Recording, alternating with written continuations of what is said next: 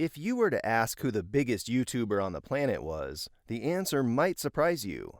I know you're ready to shout Pewdiepie. How's it going, guys? My name's Pewdiepie. But actually, it's a huge multifaceted media corporation from India called T-Series.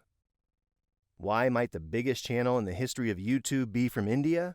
Well, India is the second most active online community in the world. With over 265 million active monthly users on YouTube, over 1,200 channels from India have also crossed the 1 million subscriber threshold. And the biggest of them all, here in 2020, has a whopping 143 million subscribers. On top of that, T-Series runs another 29 channels, including Bollywood Classics, T-Series Classics, and T-Series Kids Hut that add on about 40 million additional subscribers. In May 2019, the channel entered the Guinness Book of World Records as the first ever YouTube channel to reach 100 million subscribers. And look, I know that's a lot, but there's more. By 2013, T-Series had hit a huge milestone. It had crossed 1 billion total video views. This was really only the beginning, as by today, the view count has grown 100 times, with 112.6 billion views. So where did it all start? How did we get to this point today? And how can we learn from T-Series?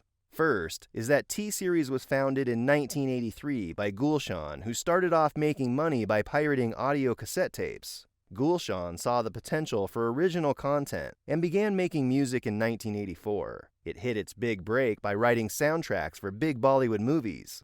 Everything was going great, and by 1997, revenue had reached $140 million a year. But then Gulshan was brutally murdered by rival D Company, which was run by the Mumbai Mafia. His two sons took over and have run the business ever since.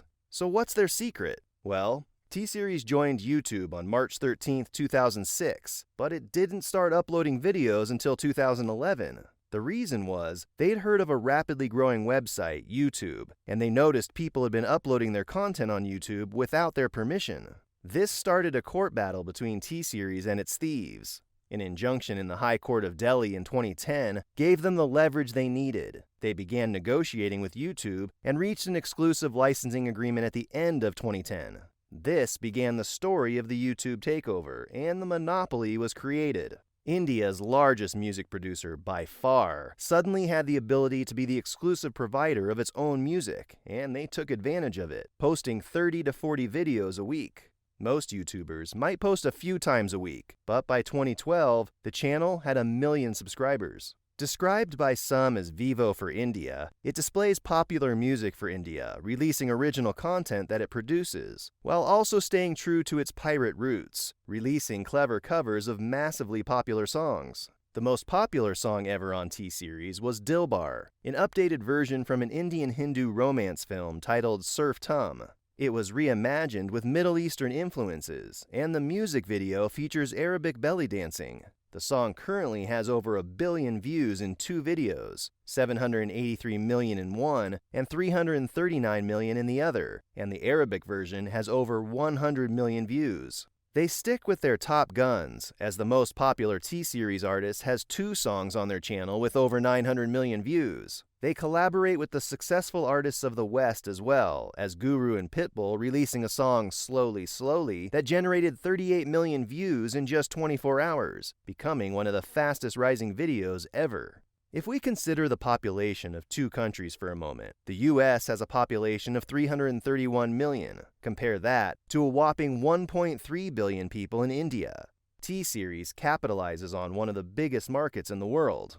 Not everyone loves music made in America or American culture. T-Series embodies the languages of India and is a big part of a culture that has its own life.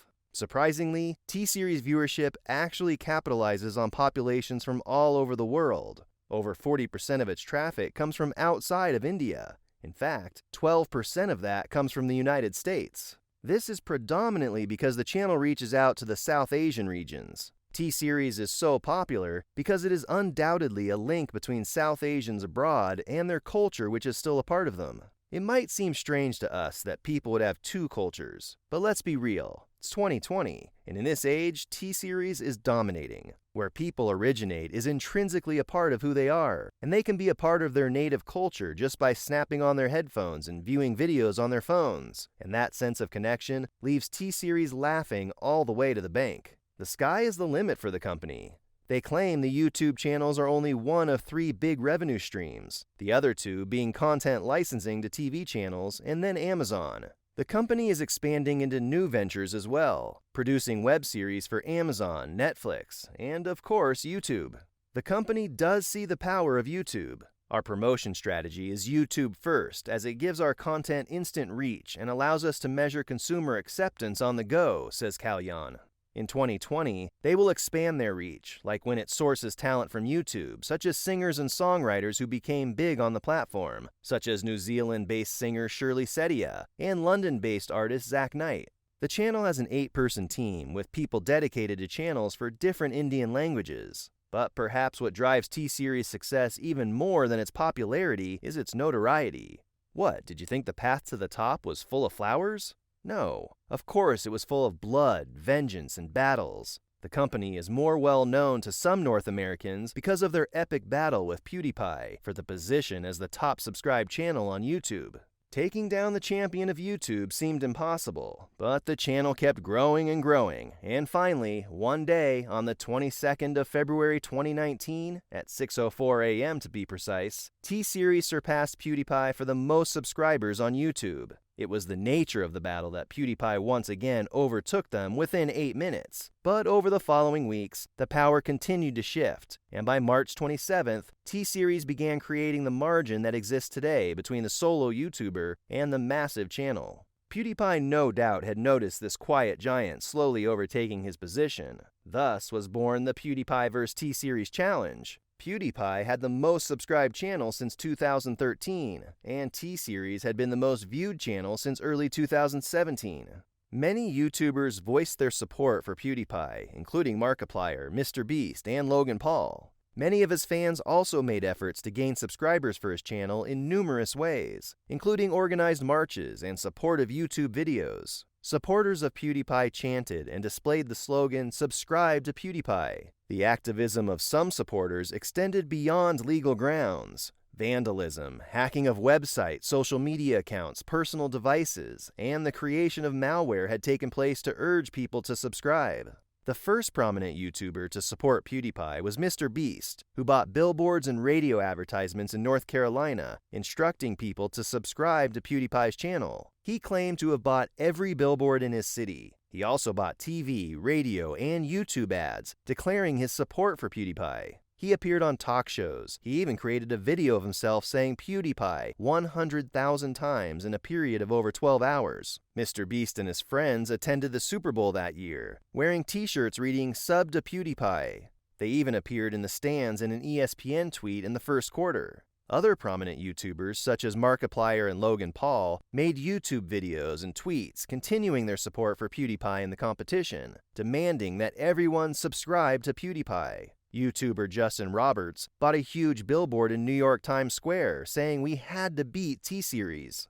Markiplier live-streamed a video titled, "I literally won't shut up until you subscribe to Pewdiepie." It didn't stop there, though. Hackers sent messages to over 100,000 printers, making them spew out the message, "Pewdiepie is in trouble and he needs your help to defeat T-Series." Creepy, right? Well, more than 65,000 Google Chromecast streaming devices were hacked and displayed messages saying to subscribe to Pewdiepie, and maybe also change their security settings. In December 2018, one of the Wall Street Journal's websites was hacked to display a message apologizing for articles accusing Pewdiepie of anti-Semitism and to tell readers to subscribe to his channel. The T-Series website was crashed with a denial of service attack. The mayor of Tampa, Bob Buckhorn, had his Twitter hacked, and it displayed malicious messages, including one kindly reminding everyone to subscribe to Pewdiepie. There were marches in Estonia and Moscow, where people chanted, "Subscribe to Pewdiepie," and during the India-Pakistan standoff, T-Series removed the music of Pakistani artists from its channels. In response, protesters in Pakistan displayed signs that read, "Unsubscribe to T-Series" and "Subscribe to Pewdiepie." On April 29th, a plane flew over New York City with a banner telling everyone to, you guessed it, subscribe to Pewdiepie.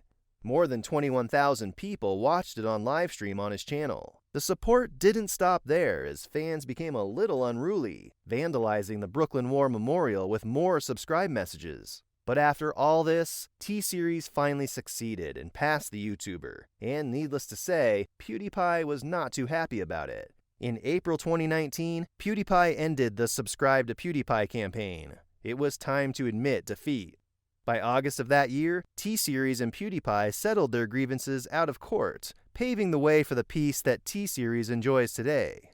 Kalyan said about the battle, "It was a childish war, but it helped us. Now people all over the world know what T-Series is." So the takeaways and learning we can take from T-Series is that we all need to figure out how we can get the monopoly in our market, how we can find a way to stand out, garner attention, and deliver something that people really want to consume.